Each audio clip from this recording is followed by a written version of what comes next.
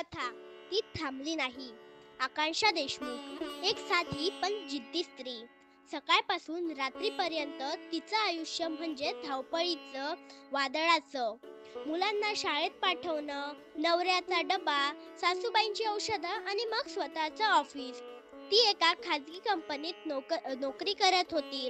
कधी वेळेवर जेवण नाही, कधी सुट्टी आणि कौतुक तर दूरचं स्वप्न. तरीही ती निभावत राहिली, घरही नोकरीही. पण एका दिवशी ऑफिसमध्ये बॉस म्हटले, तू खूप स्लो आहेस, आमच्या टार्गेटला तू होत नाहीस.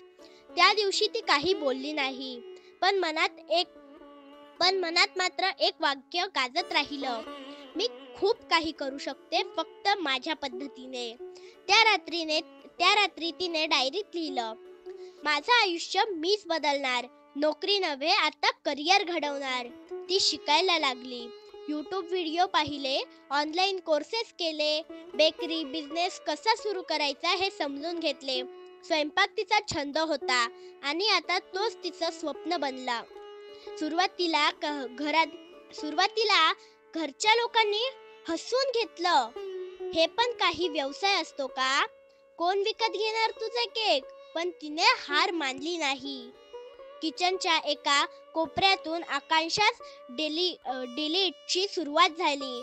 ती स्वतः डिझाईन केलेले केक बनवायची, फोटो काढून इंस्टाग्रामवर टाकायची. हळूहळू ऑर्डर्स येऊ लागल्या, लोक तिचं काम ओळखू लागले.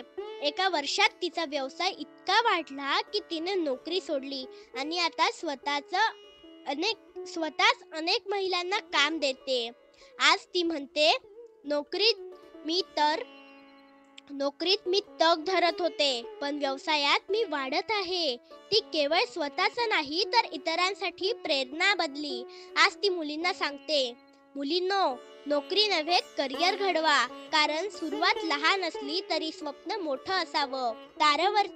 तिचा शेवटचा संदेश होता, तारंवर्षी कसरत करणाऱ्या प्रत्येक महिलेला सलाम, कारण त्या फक्त घर सांभाळत नाही तर स्वतःचं आयुष्यही नव्याने घडवत असतात.